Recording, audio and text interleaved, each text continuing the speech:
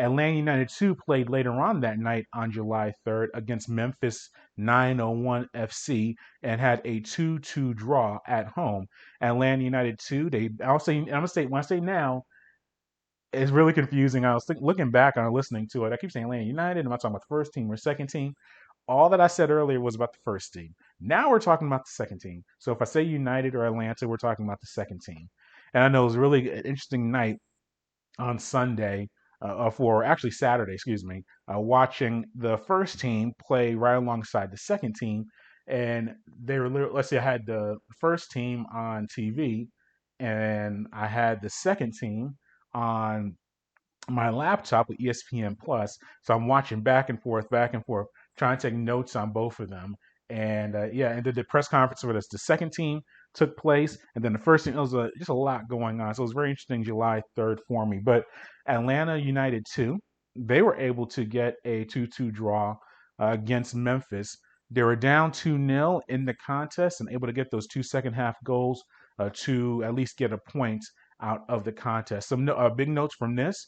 Danial Sebhatu, he made his professional debut for Atlanta and also got his first professional goal for Atlanta. And Darwin Mateus, he had his first goal of the season. But big thing from this contest in the very beginning, Atlanta came out flat. Memphis scored the first two goals of the match. The first goal came in the 21st minute. Andre Reynolds was able to play a through ball to Cal Murphy for Memphis. He was able to shoot the ball past Alec Khan, the Atlanta United goalkeeper, and made the score 1-0. A few minutes later, in the 27th minute, Murphy got his second goal of the contest to earn his brace when he was able to retrieve a ball at the top of the 6-yard box and was able to push it back past Alec once again to make the score 2-0.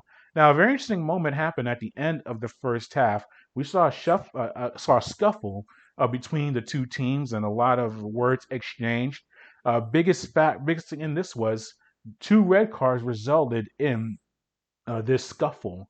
Matias Benitez, who has been a really strong performer for Atlanta United too this season, he had a interaction, I guess we could call it that, with Mark Segbers of Memphis. There was a lot of pushing and shoving. Segbers, they threw a ball at Benitez, and there were just a lot of stuff going on.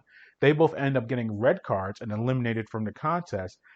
Alec, the Atlanta goalkeeper, he got a yellow card himself. So I say Benitez and Segbers got the red cards; they were out. Uh, Alec got a yellow card. So it was just a very weird situation going on there.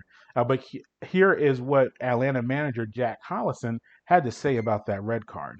Ourselves, I probably shouldn't speak on the officiating, so fair enough. I'll just leave it. It was the same for both teams, and I think what the neutral got was a wonderful game of football. It wasn't the prettiest at times, but in terms of being to and fro, in terms of having drama, in terms of still having moments of quality and a bit of late drama, it was a fantastic game, and it gives us a good start to the week with obviously two home games coming up now on Wednesday and then the following Saturday.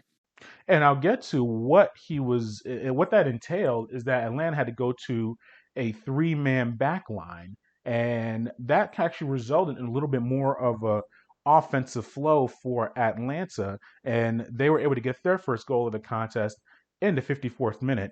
Aiden McFadden was able to drive down the right flank and send a cross into the penalty area. Brady Scott for Memphis tried to pushed the ball out of the area, and he ended up hitting a teammate, Raul Gonzalez. And off that deflection, it went right to the feet of Sebhatu, who was able to hammer home the shot off of his left foot to make the score 2-1. So for a 16-year-old, that was his first goal of his professional career. And here's what he had to say about it after the contest. It felt good. I saw Aiden on the wing. During practice, we've been connecting a little bit, so I already knew he was going to whip in a good ball either type of way. And, as a striker, sometimes it's not always going to be pretty. You got to just end it up in the back of the net, get the job done, really. And, keeper came out, bounced off a player, just had to take the moment while I was there because we knew if we got one goal, we could probably go ahead and, get a little bit of momentum. And a big thing also with that, as I mentioned, was a 3-man back line, which allowed Atlanta to push a little bit more forward with 10 players, it did two things. One, it opened up the field a little bit more, had more players had more room to adjust, and Atlanta went from 4 defenders to 3 defenders and pushing a midfielder forward and just being more aggressive offensively. I asked Coach Collison about that specific adjustment with the 3-man back line, and this is what he had to say. In terms of us setting up, we felt they would come out and press with 1, which they did, like 4-4-1. So we felt we didn't need a back 4. We'd switch to a 3 and try and play, obviously, Robbie and Sebhatu as 2 higher players. And obviously, as the game developed and went on, we felt there's an opportunity to take Bradley off, obviously one of our centre-backs, and obviously try and get Connor Stanley on the pitch and keep Caleb Wiley as high as possible. And, I mean, thankfully, it managed to work out in terms of us getting the opportunities and dominating possession. I think we've 571 passes tonight, so probably the most passes we've made all season. So in terms of really trying to shift and move the opposition, I mean, fair play to them. They stuck in and made it really hard for us and were very compact. But it was great that we showed that willingness to keep fighting until the very last kick of the game. Yeah, and Atlanta was able to get the equalizer in extra time. Matthias was able to drive the ball forward, and Reynolds, the goalkeeper for Memphis, actually dove down and tried to stop him and fouled him in the penalty area. And Matthias was able to get the penalty kick. He converted it and made the score 2-2, and that's ultimately how it ended. I asked Robbie Mertz, the Atlanta United player, about the second half adjustments and the much improvement that the team had in their performance from that first half to the second half. We knew that we were the better team, I think, coming into the game. And the first 10, 15 minutes, we also knew that we were the better team. I think if you watch those minutes back, it was pretty clear that we were on the front foot. But what we showed was, I think, a lack of maturity and just kind of a weakness in terms of mentality. To allow them to go 2-0 up on us was really poor.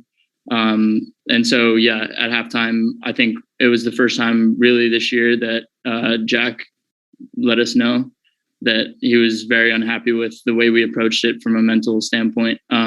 Because it wasn't that we weren't attacking and creating and even playing hard, but you have to be tuned in mentally and not allow those chances to be created on the other end. And I think everyone in the room completely understood why we had that kind of halftime.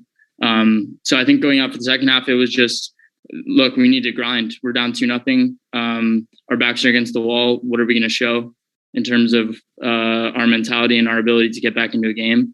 And we kind of threw tactics out the window, honestly, at halftime and said, you got to dig down deep and put in an effort here in the next 45 minutes. And that's what we did. And to claw back and get a point is great from the position we were in. Obviously, I think coming into the game, we'd be disappointed if you said we were going to draw the game. But from the position we were in, it was a good result. Yeah, and here is his manager Collison on the match itself and just everything that took place at that night. Yeah, where do you start today? Huh? What a mental game of football. I mean, once again, we've come out the blocks really fast this season and started really well. And I thought we started really well again today in terms of dominate possession, moving the ball really well, shifting the opposition. And we just couldn't quite find that killer edge. Obviously, Matthias with a couple of chances. Robbie has a fantastic chance early on. Caleb Wiley really effective, getting lots of crosses in the box. And then obviously really disappointed to concede. We work all week on terms of being aware of that transition moment, that ball in behind. We're fully aware of the strength and pace and power they have in behind. So disappointing to concede the first. And then it was probably the most disappointing part of the season that I've had since I've been in charge, the next sort of 15, 20 minutes, because it was the first time I really see their heads drop and just showed a little bit of weakness mentally. And look, we're going to get it with a young team. Obviously, there's that streak of naivety at times when you've got a young team. But we spoke at half time, we got into them a little bit, and what a fantastic reaction second half. Effort, endeavour, willingness to keep pushing and fighting. And it wasn't just the starting players or the 10 who were playing the second half. I thought the boys who'd come on were magnificent as well. And AJ Fortune gave us a real energy in the middle of the park. Connor Stanley, similar. And obviously so happy to see Darwin get his goal finally, because he's been working really hard, and it was great for him to obviously win the penalty, and then with Matthias off the pitch, opportunity for him to step up and take it and get us a point in the end. Yeah, so Atlanta United 2 was a very energetic, a lot going on in that match, but ultimately they got a draw and they were able to keep themselves kind of in that range of earning a playoff spot in the USL Championship. They return to action on July 7th against Indy 11, and we'll have a preview of that on our next show.